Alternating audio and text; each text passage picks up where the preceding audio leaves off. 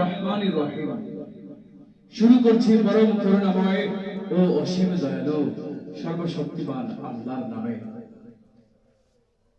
মানবতার মুক্তির দূত, সর্বকালের সর্বশ্রেষ্ঠ মানব আমাদের প্রিয় রাসূল আরবি সাল্লাল্লাহু আলাইহি ওয়াসাল্লামের উপর সুদীর্ঘ 23 বছর যাবত ধরে যে অখণ্ডনীয়, অলঙ্ঘনীয়, অপরিবর্তনীয় এবং অপরিমার্জিত যে আমাদের মুক্তির সোপান, মানব জাতির উভয় জাহানের জন্য যে পবিত্র কোরআনুল কারীম মহান আল্লাহ পাক লৌহে মাহফুজের মধ্যে অবতীর্ণ করেছেন, সেই পবিত্র কালামে পাক থেকে অনুষ্ঠানের শুরুতেই আমার শ্রদ্ধেয় বড় ভাই, আমার কবি রাকিব ভাই সুদন নাটোর রাজশাহী থেকে আগত, ওনার সম্মানার্থে আজকের ইসলামিক সাংস্কৃতিক অনুষ্ঠানে এই পর্যায়ে আজকে পবিত্র কালামে পাক থেকে তেলাওয়াত করছেন গাজীপুরের টঙ্গীর ঐতিহ্যবাহী দ্বীনি শিক্ষাঙ্গন, ঐতিহ্যবাহী দ্বীনি বিদ্যাপীঠ জামিয়াতুল সুফা আল ইসলামিয়া টঙ্গীর হিফজ বিভাগের ছাত্র, আমার প্রিয় মোহাম্মদের ছাত্র,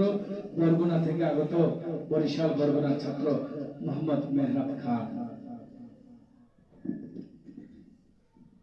আসসালামু আলাইকুম ওয়া রাহমাতুল্লাহি ওয়া বারাকাতুহু। ওয়া আলাইকুম আসসালাম ওয়া রাহমাতুল্লাহি ওয়া বারাকাতুহু। আউযু বিল্লাহি মিনাশ শাইতানির রাজীম। বিসমিল্লাহির রাহমানির রহিম।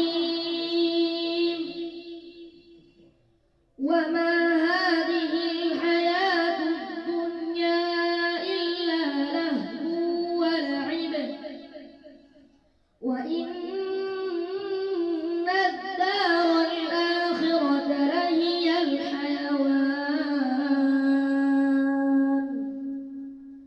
লাউ কানু ইয়া'লামুন। فإذا ركبوا في الفلك دعوا الله مخلصين له الدين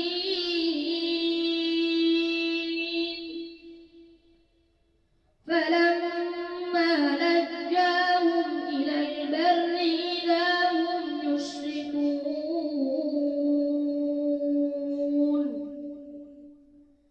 ليكفروا بما آتيناهم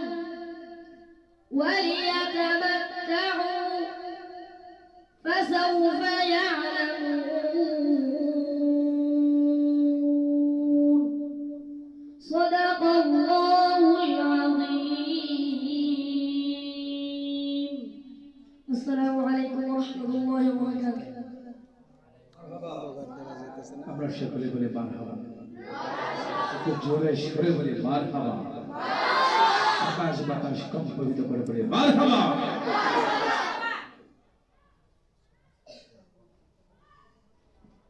এ পর্যায়ে আমরা যার অপেক্ষায় অপেক্ষমান ছিলাম, আমাদের প্রিয় বন্ধু, বিশিষ্ট কলামিস্ট, লেখক, গবেষক, সাহিত্যিক, ছড়াকার, আবৃত্তিকার,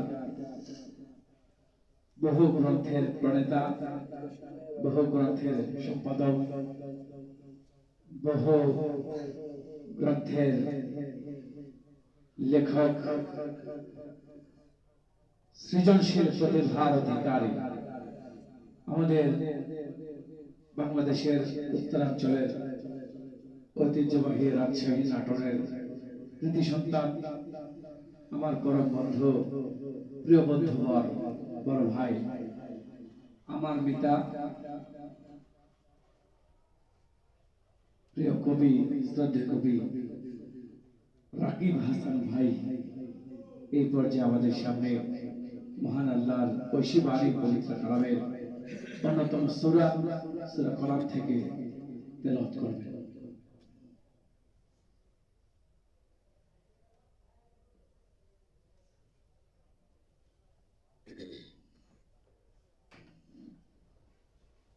السلام عليكم ورحمة الله وبركاته. أعوذ بالله من الشيطان الرجيم.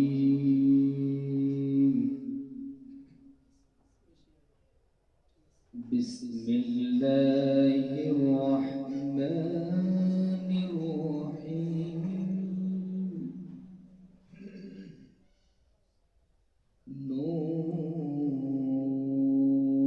نون والقلم وما يسطرون ما أنت بنعمة ربك بمجنون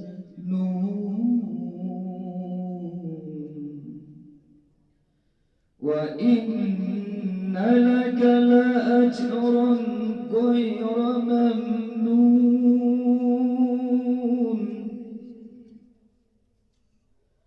وإن لك لأجرا غير ممنون وإنك لعلى خلق عظيم فستبصر ويبصرون بأيكم المفتون إن ربك هو أعلم بمن ضل عن سبيله وهو أعلم بالمهتدين فلا تطع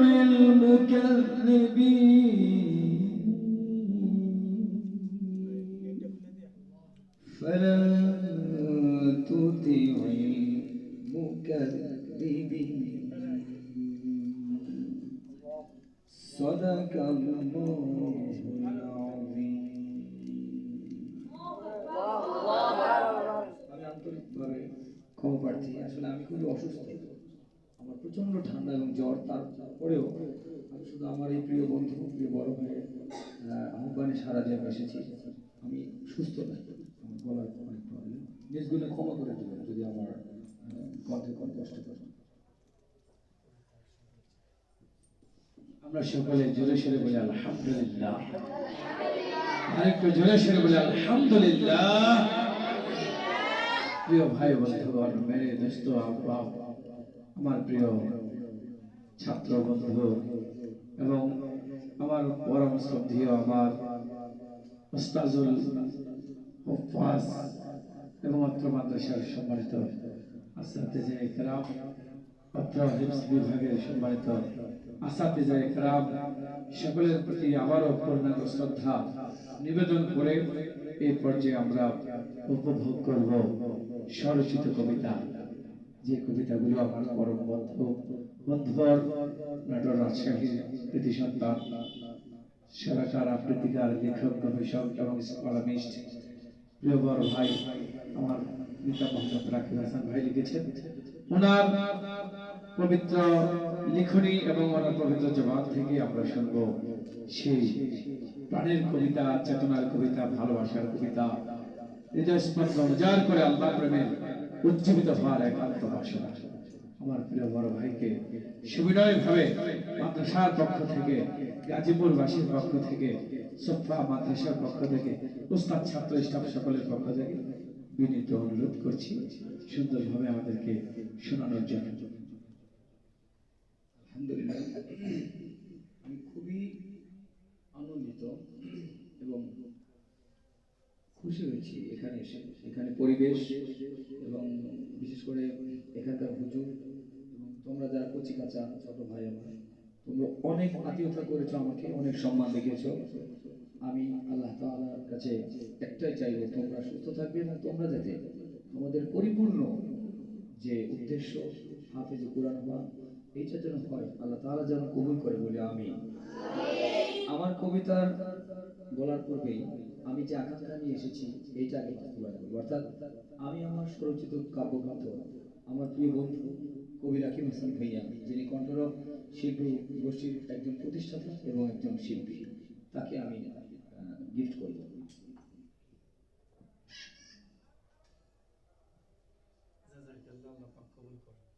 সকলে আমিন বলবেন না? আমিন বলবেন না ইনশাআল্লাহ? এই বইটি উনি দেওয়ার জন্য যেহেতু রাজশাহী নাটোর থেকে এসেছেন, আমি সাদরে গ্রহণ করলাম। এই বই আমি প্রতিটি অক্ষর, প্রতিটি পৃষ্ঠা, প্রতিটি বর্ণ, প্রতিটি আকার ও শিকার যেগুলো আছে, স্বরচিহ্ন, প্রতিটি লাইন, প্রতিটি শব্দ, প্রতিটি ওয়ার্ড, প্রতিটি বাক্য এক একটি করে পড়ে আমি আপনাদেরকেও শোনাবো। ইনশাআল্লাহ আমি যদি এখানে থাকার কোনো সময় হয় আপনাদের শোনাবো। আর এই ভাই যদি আমাকে কল দিয়ে শুনতে চায় কোন পৃষ্ঠার মধ্যে কি আছে, কত লাইনের মধ্যে পড়ে, কোন লাইন, এই লাইনের আগে কি লাইন আছে, আমি সেটাও শুনে দেবো ইনশাআল্লাহ। আল্লাহ তৌফিক দান করুন। আল্লাহ পাক আমাদের সবাইকে নেখায়াত দান করুন। আমিন ইয়া রাব্বাল আলামিন। বারাকাল্লাহ। মাশাআল্লাহ।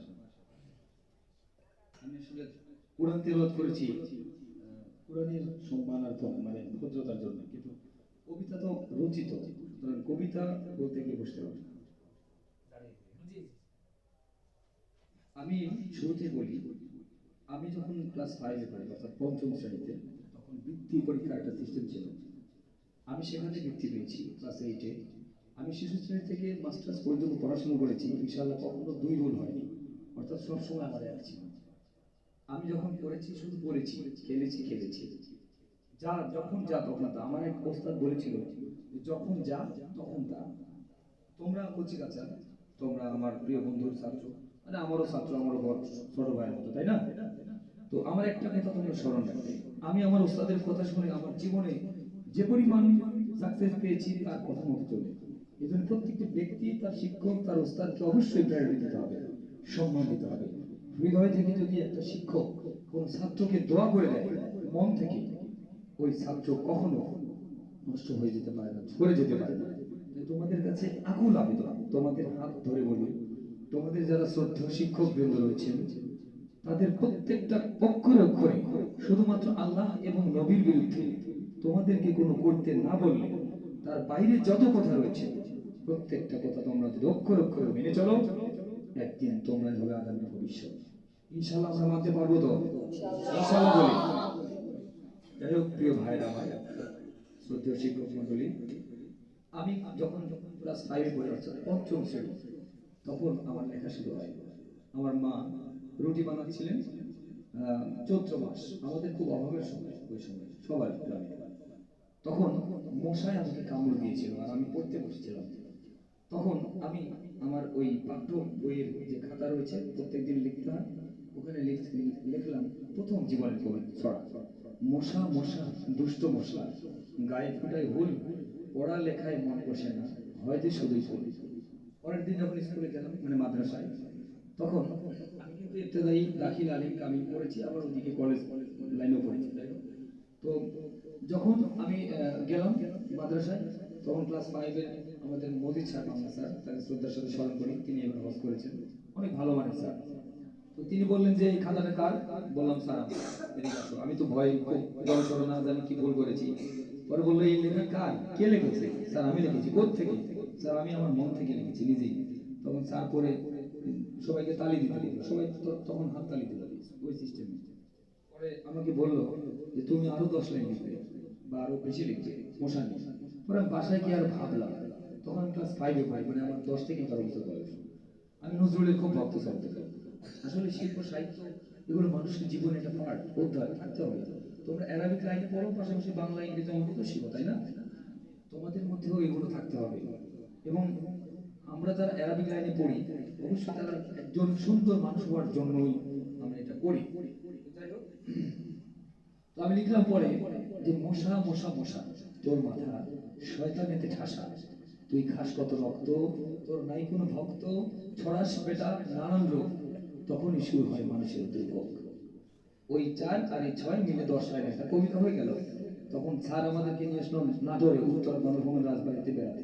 ওইখানে ভ্রমণ কাহিনী লিখলাম, আমি ফার্স্ট হলাম।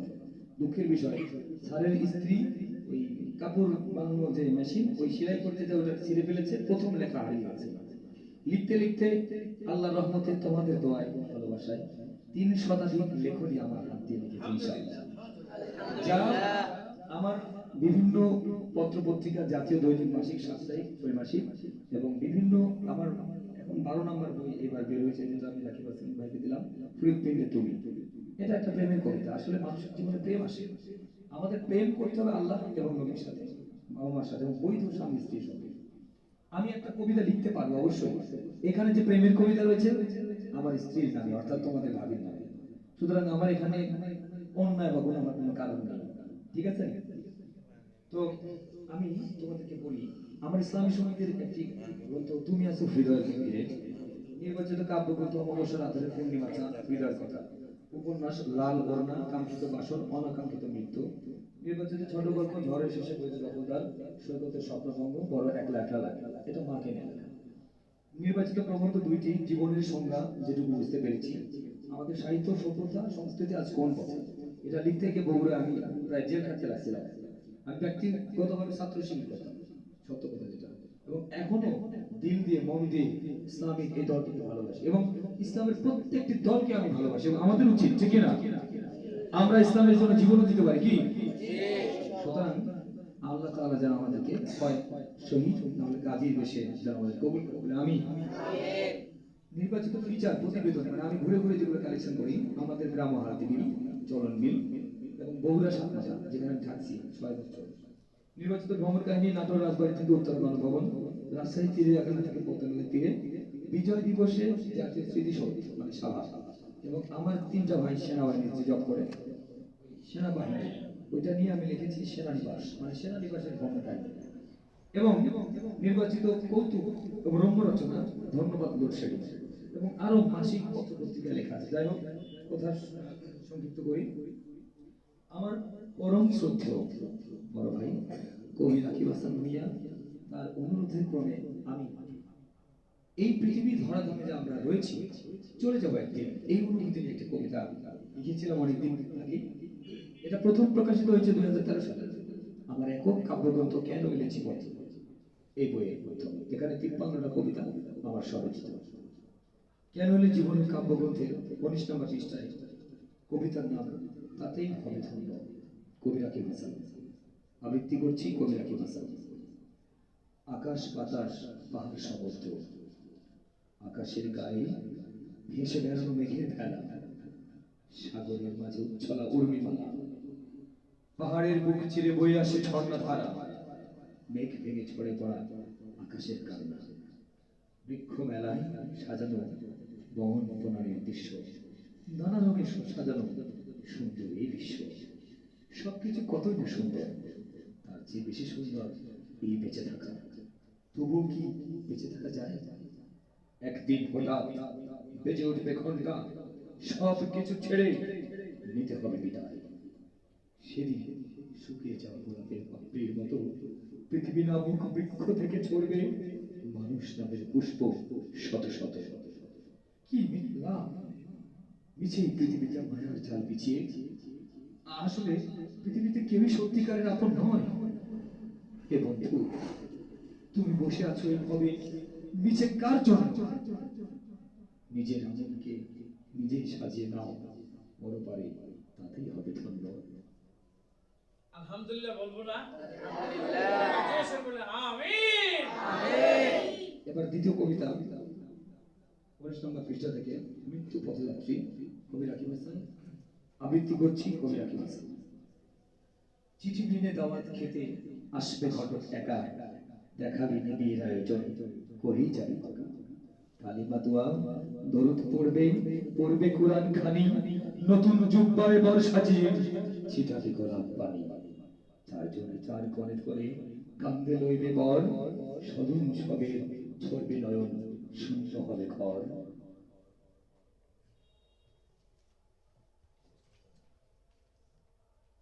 এবারে আমি যে কবিকে ভালোবাসি মন প্রাণ দিয়ে, প্রিয় কবি, দোহের কবি, প্রেমের কবি, ইসলামের কবি, কবি কাজী নজরুল ইসলাম, তাকে নিয়ে আমি কবিতা লিখেছি 12 অক্ষর 12 লাইন, অর্থাৎ 14 অক্ষর 14 লাইনেরও কবিতা আমার কাছে প্রেমের সনেট, কিন্তু এটা 12 অক্ষরে 12 লাইন। দ্বাদশপতি কবিতা আমি লিখেছি। প্রিয় কবি নজরুল, কবি রাকিব হাসান। আবৃত্তি করছি কবি রাকিব হাসান। আমাদের প্রিয় কবি নজরুল, তার সাথে নেই কারো কোনো তুলনা। তিনি কবি ছোটদের বড়দের, কামারের কুলিয়ার মজুরের। ঝিঙে ফুল লিচু জল খাদু দাদু, তার সব কবিতায় আছে জাদু। এক নামে এক ডাকে তাকে চিনি, বাংলার বিদ্রোহী কবি তিনি। গান ছড়া কবিতায় অফুরান গিয়েছেন জীবনের জয়গান। তিনি এক সুরভিত ফোটা ফুল, আমাদের প্রিয় কবি নজরুল। মারহাবা মারহাবা আরে ভাই জেনে বলি মারহাবা। এখন আমি ছোট ছোট সোনামণি কচি কাচাদের নিয়ে যেটা লিখেছি, আমার অনেক স্বপ্ন আছে যে ছোটদের জন্য লিখবো, বড়দের জন্য লিখবো। আসলে জীবনে পাবো কিনা জানি না, আল্লাহ তাআলা জানেন। কিন্তু আমি লিখে যাচ্ছি আমার পরবর্তী প্রজন্মের জন্য। ওরা যাতে জানে যে তার ফ্যামিলিতে বা তার দেশে বা তার এলাকায় একজন কবি না, কবির ছায়া, মানে কবির ছায়া, কবির মতো একজন ছিল। কারণ কবি অনেক বড়। প্রজাপতি প্রজাপতি প্রজাপতি কোথায় তুমি যাও, তোমার সাথে সঙ্গী করে আমায় নিয়ে যাও। আমার বড় ইচ্ছে করে তোমার মতো উড়তে, তোমার মতো ঘুরে ঘুরে ফুলের মতো খেতে। কি সুন্দর পাখা তোমার, হরেক রঙে ভরা, তোমার পেলে ফুল কলিরা যেন আত্মহারা।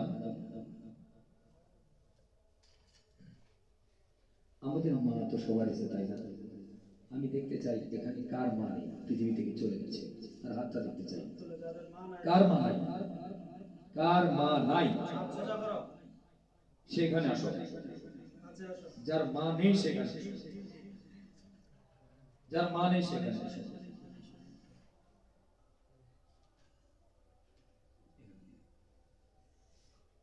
নবী করিম সাল্লাল্লাহু আলাইহি ওয়াসাল্লাম বলেছেন, যার বাবা মা নেই তার মাথায় হাত বোলাতে, তাহলে তোমার অন্তর নরম হয়ে যাবে। তুমি এক মিনিট এখন দাঁড়াও।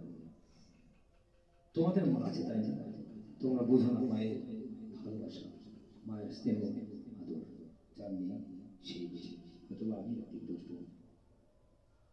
মাকে নিয়ে কবিতা।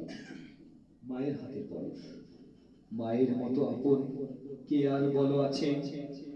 সুখে দুঃখে তাই সকলে যাই ছুটে তার কাছে। মায়ের হাতের পরশ পেয়ে ভুলি সকল দুঃখ, কষ্টে থেকেও সুখ খুঁজে পাই দেখলে মায়ের মুখ। তোমার আছে অনেক কিছু, আমার আছে মা। মায়ের সাথে কোনো কিছু হয় না তুলনা।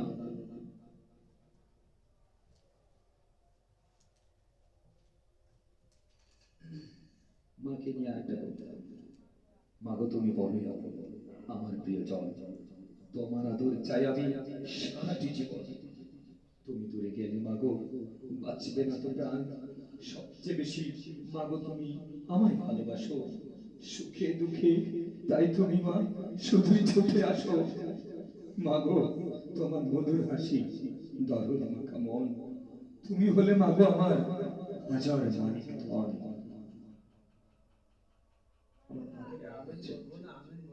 আমার মাকে মনে পড়ছে, আমার মা শুধু গ্রামে রয়েছে অনেকদিন থেকে। একটু ধরে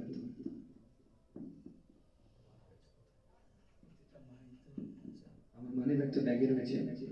আমি এই মা আর এই ছোট ভাইকে আমি আমার তরফ থেকে যত স্যালারি বেতন আমি পরে পাবো, আমি ওকে 100 টাকা আজকে গিফট করে যাবো। আলহামদুলিল্লাহ। এবং এই মাদ্রাসার জন্য আমার সীমিত ইনকাম থেকে আমি স্যালারির পরে কবি রাকিব হাসান ভাইয়ের হাতে, কোনো ফান্ডের জন্য না, তোমাদেরকে হালকা পাতলা কিছু মজা, মানে কিছু জিনিস খাওয়ানোর জন্য 1000 টাকা দেব। মারহাবা মারহাবা এই জেনে বলেন মারহাবা। এবং শুধু তাই না, আমি কন্টিনিউ চেষ্টা করব এই মাদ্রাসার দিকে দৃষ্টি দিতে। আমার সমর্থ অনুযায়ী আমি যখনই পাই আমি এই মাদ্রাসাকে ভালোবেসে, তোমাদেরকে ভালোবেসে, তোমাদেরকে শুধু তোমাদেরকে দেওয়ার জন্য, মাদ্রাসা কোনো ফান্ডে না, শুধু ওনাদেরকে মানে এই বাচ্চাদেরকে দেওয়ার জন্য আমি যতটুকু পারি পরে, এটা আমি পরে বলবো। কিন্তু 1000 টাকা আগামী মাসে দেবো ইনশাআল্লাহ। আর কি আমি আজকে 100 টাকা দেবো, তুমি 100 টাকা নিয়ে করে যাবে ভাই। যা প্রোগ্রাম কি 5 মিনিট 12 যাবে, 5 মিনিট 12 যাবে। করেন সমস্যা আচ্ছা আর শেষে একটু গজল। আচ্ছা আসলে কি আমার মোহাম্মদ ভাই, আমি আমি খুবই আন্দোলিত। এখানকার যে কয়জন শিক্ষক মন্ডলী রয়েছে তারা খুবই ভালো, আপনারা অনেক ভালো। আসলে কি মানুষ পৃথিবীদের থেকে যখন চলে যাবে না, তার দুইটা নাম থাকবে, একটা সুনাম, একটা কুনাম।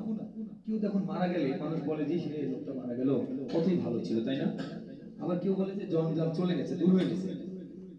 আমাদের প্রাণের স্পন্দন, কুরআনের পাখি আল্লামা সাঈদী যখন মারা গেল তখন বাংলাদেশ না পৃথিবীর সবাই কেঁদেছিল, ঠিক কিনা? এমন জীবন তুমি করিবে গঠন, মরণে হাসিবে তুমি কাঁদিবে ভুবন, ঠিক কিনা? এরকম জীবন আমাদের হতে হবে। যাই হোক, ছোট ভাইয়েরা আমার, শ্রদ্ধেয় শিক্ষকরা, আমি কুরবানি নিয়ে একটা কবিতা লিখেছিলাম, আপনাদের সামনে বলি। অতি কুরবানি দে, কুরবানি দে, তোর প্রিয় পশুর আগে তোর মনের পশু দে, তাই না? তুমি কুরবানি দিচ্ছ, একটা পশু জবাই করছো, কিন্তু তোমার মনে যে পশুত্ব রয়েছে সেটাকে জবাই না দিলে তোমার এই কুরবানি কি করে কবুল হলো? হাদিসে তো বলা আছে, আল্লাহ তো চাইনি কোনো রক্ত মাংস, চাইছে তোমার তাকওয়া চাইছে। তোমার মনের পশু যদি দূর না করো, তোমার এই তাকওয়া আশে করতে থেকে কুরবানি কবুল হবে কিভাবে? অতি কুরবানি দে, কুরবানি দে, তোর প্রিয় পশুর আগে তোর মনের পশু দে। তোর মনের মাঝে এই পশু পোষে কেমনে দাঁড়াবি সেদিন কোন কুসুমে, কোন বিলাস তোর বিলাস ভূষণ আরামায়েশ তোকে রেখে দিল আজ কোন টেবিলে, মানে অন্ধকারে। আজ কুরবানির সেই সে শিক্ষা নিয়ে দেখ দিদিক্ষার পেয়ালা নেড়ে দিয়ে আবার জয় কর তুই বিশ্বটাকে সাম্যমত্র ভালোবাসা দিয়ে। এটা প্রথম প্রকাশ হয়েছিল নভেম্বর 2009 সালে এবং দ্বিতীয় প্রকাশ মাসিক কবিতা করতে বগুড়াতে 2010 সালে। আমার এমনও কবিতা রয়েছে যে কবিতায় 5 বার 6 বার 10 বারও প্রকাশ হয়েছে। মাশাআল্লাহ। ক্লাসের শেষে, মানে তোমাদের যে ঘটে, তোমাদের নিয়ে কবিতা লেখা, ক্লাসের সারাটা দিন ক্লাসের শেষে অলস এখন মনটা চায় শুধু মন বাজুক এখন স্কুল ছুটির ঘন্টা। এরকম হয় না? স্যার ছুটি দেয় না কেন? ঘন্টা বাজার সাথে সাথেই মুক্ত হব আমরা, একই সাথে দৌড়ে সবাই ছাড়বো বিদ্যালয়ের কামরা, মানে কক্ষ। এরকম হয় না? আচ্ছা, আমি আচ্ছা, ছুটির মজা, মানে তোমাদের যখন ছুটি পাও না, তো ছুটি পেলে কেমন মজা হয়? কবিতা আমার কবিতায় ছুটির মজা কেমন মজা বলা ভীষণ কষ্ট, আজে বাজে নানান কাজে হয় যে সময় নষ্ট। ছুটির সময় যে কেমন মজা হয় এটা বুঝতে পারবে? ছুটি তোমাকে যদি এখন বলা হয় যে কাল সকাল থেকে 1 সপ্তাহ ছুটি, কেমন লাগবে? কেমন লাগে বলো, জোরে বলো। ভালো লাগবে না? আসলে আমরা একঘেয়েমি, মানে পড়ি কোরআন হাদিস অন্য পড়া পড়ি, একঘেয়েমি পড়লে আমার ভালো লাগে না, ছুটি পেলে ভালো লাগে। তো ছুটির মজা কেমন মজা বলা ভীষণ কষ্ট, আজে বাজে নানান কাজে হয় যে সময় নষ্ট। রং বেরঙের গাড়ি ঘোড়া, ফুটবল ক্রিকেট ঘুরি, লুডু ক্যারাম গোল্লা ছুটি কাটাই পুরোপুরি। ছুটির মজা কেমন মজা পাইনি আমি টের, সারাটা দিন করবো মজা আসলে ছুটি ফের। মানে তুমি এতটা দুষ্ট, তুমি বলতেছো যে ছুটির মজা কেমন মজা পাইনি আমি টের, মানে আজে বাজে কাজেই তো ছুটি চলে গেছে, সারাটা দিন করবো মজা আসলে ছুটি ফের। মানে তুমি যে মজাটা করেছো এটাই কিন্তু ছুটির মজা। আসলে আনন্দ ঘনমুহূর্ত বেশি দিন থাকে, বেশিক্ষণ থাকে না। যে আমাদের যে অনুষ্ঠান মনে হচ্ছে কখন শেষ হয়ে যায়, দুঃখের সময় কিন্তু বেশি মনে হয়। যেরকম একজন পিতার কাঁধে তার সন্তানের লাশ সবচেয়ে ভারী পৃথিবীতে, তাই না? কিন্তু একজন সন্তানের কাছে তার পিতার লাশ স্বাভাবিক। যেরকম আমার সন্তান আছে 2 বছর 4 মাস বয়স, ওর জন্য দোয়া করবেন। ওর নাম হচ্ছে মোহাম্মদ আব্দুল আল হাসিন। হ্যাঁ, আমি আমার হৃদয় স্পন্দন হৃদয় কাটা, কিন্তু আব্দুল আল হাসিন ও যখন বড় হচ্ছে, আল্লাহ না করুক তোমরাও, ও দেখে আমার চোখের সামনে সে মারা গেল, আমি তাকে কবরে নিয়ে যাচ্ছি। বিষয়টা কত ভয়ানক না, কত হৃদয় বিদারক। তো আল্লাহ করলে কিছু করার নেই, কিন্তু আমার বার্ধক্যের কারণে মৃত্যুবরণ করে সে যদি আমাকে নিয়ে যায় আর কবরের সামনে বলে রব্বি হামহুমা কামা রাব্বায়ানি সগীরা, এটাই বড় পাওয়া, ঠিক না? যাই হোক, আমি দীর্ঘায়িত করবো না, অনেক কবিতা আছে, 300 লেখনী পড়তে সারা রাত দিন চলে যাবে। আমি বিশ্বনবী সাল্লাল্লাহু নিয়ে যে বিশ্বনবী এই গ্রন্থে আমার যে কবিতাগুলো রয়েছে, এটা আমার মনে হচ্ছে এগারোটা বাজবে, আপনাদের কাছে বেয়াদবি মাপ চাচ্ছি, জাস্ট 11টা দেখেন। একটা কবিতা, একটা গল্প লিখতে অনেক সময় লাগে, অনেক ভাবনা, অনেক চিন্তা, অনেক প্রেম ভালোবাসা লাগে, অনুভূতি লাগে, অলংকার ছন্দ, অনেক কিছু লাগে, গান লিখতে যেরকম সুর লাগে। তো যাই হোক, আমি এই একটি যেটা হচ্ছে যে আমি কবিতা লিখেছি রাসূলের সন্ধানে। আকাশ কাঁদে বাতাস কাঁদে কাঁদে মন, রাসূল তুমি কোথায় আছো, আছো কোথায়? শুনেছি গো রাসূল তুমি আছো মদিনায়, তোমার কথা মনে হলে অশ্রু বয়ে যায়। রোজ হাসরের কঠিন দিনে নিয়োগ জামিন, নিয়োগ জামিন, রাসূল তুমি কোথায় আছো, আছো কেমন? বিদায় হচ্ছে বলেছিলে আমার উম্মত হে সরল সঠিক পথ পাবে কোরআন হাদিসে। সেই না কোরআন পড়তে গেলে ঝরে ধুনয়ন, ঝরে ধুনয়ন। রাসূল তুমি কোথায় আছো? আছো গো কেমন?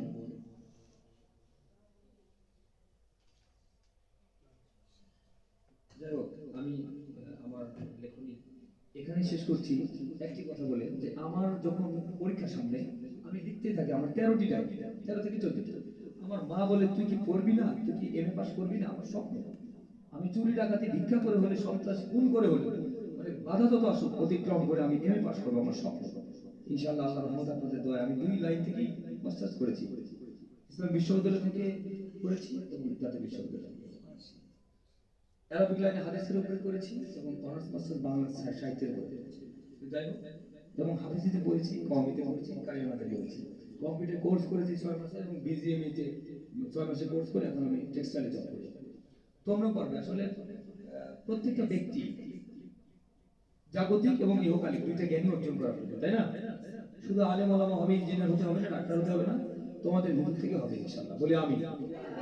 আমার মা যখন আমার সমস্ত ডায়েরি কেড়ে নিল, আমি ক্লাস 5 থেকে লিখি, জানোই তো বললাম, ছড়া লিখতে লিখতে এখন প্রেমের কবিতা, এখন আস্তে আস্তে ভারত কবিতা আসতেছে। তো মা যখন কবিতা ডায়েরি কেড়ে নিল, মনে অনেক কষ্ট লাগলো। তো কবিতা 6 মাস থেকে লিখি, এটা আমার শেষ কবিতা ছিল। কবিতার নাম হে কবিতা।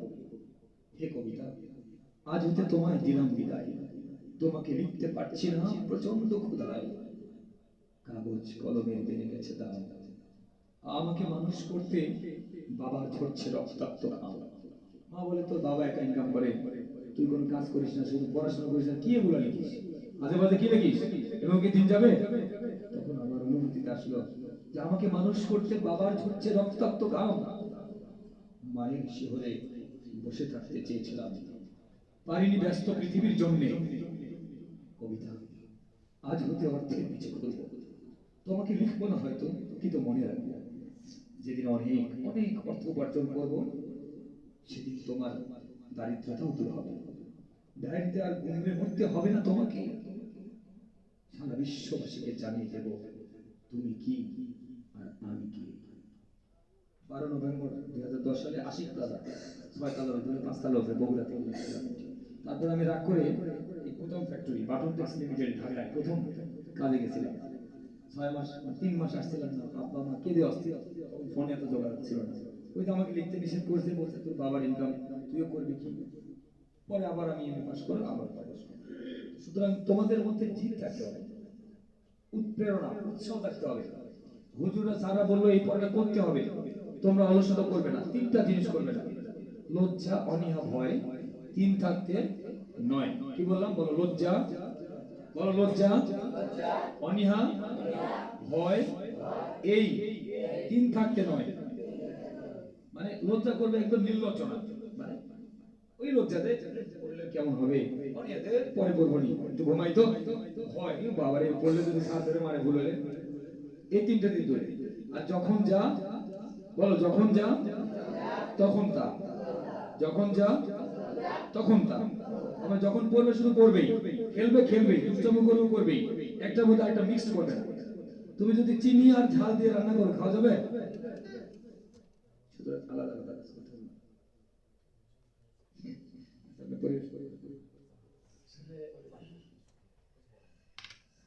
আলহামদুলিল্লাহ, বড় ভাই প্রিয় কবি রাকিব ভাই আমাদের সকলের চোখের মধ্যে ছুঁইছুঁই করছে। এই ছুঁইছুঁই অবস্থায় যে মনোরঞ্জন, দিলের খোরাক আমাদেরকে উদ্ভাসিত করবার জন্য কবিতা ছড়া এবং কোরআন তেলাওয়াত করে আমাদেরকে মুগ্ধ করেছেন। আমরা খুশি না বেজার? জোরে বলতে হবে, আমরা খুশি না বেজার? আর একটু জোরে বলুন, আমরা খুশি না বেজার? তাহলে শুকরিয়া আদায় কার করবো? আল্লাহ। তাহলে একবার জোরে সোরে, ঘুম যেন পালিয়ে যায়, জোরে সোরে বলুন আলহামদুলিল্লাহ। আমরা দেখবো বক্সের আওয়াজ বেশি না আপনাদের আওয়াজ বেশি, জোরে বলেন আলহামদুলিল্লাহ। আমার বড় ভাই অনেকগুলো কবিতা আবৃত্তি করেছেন, ছুটি নিয়ে একটা কথা বলেছেন, আমি জাস্ট এর উপরে শুধু 1 থেকে 1.5 মিনিট কথা বলবো। ছুটি নিয়ে যখন কথা বলছেন আমি খুব সেই চলে গিয়েছিলাম 2012-13 সালের দিকে। এখানে বসে আমি চলে গিয়েছি কোথায় কোথায় চলে গিয়েছি জোর বলতে হবে, আমার সাথে ঘুমিয়ে কথা বললে হবে না। 2012 কিংবা 13 সালের দিকে আমি চলে গিয়েছিলাম। আমার এক স্যার ছিলেন এরকম মোটা, আমার চেয়ে আর অনেক মোটা, পেট দুটো এইভাবে থাকতো। স্যারের জীবনে বিয়ে করেছেন বর্তমানে 26টা। কয়টা জোরে বলতে হবে, কয়টা? আরে জোরে বলেন না, কয়টা? অনেক কম হয়ে গেল না? হয়েছে? ওই ছুটি আসলে স্যার এবার ছুটিতে কি করবো? বিয়ে করবো। স্যার এবার কয় নম্বর? মাত্র 12।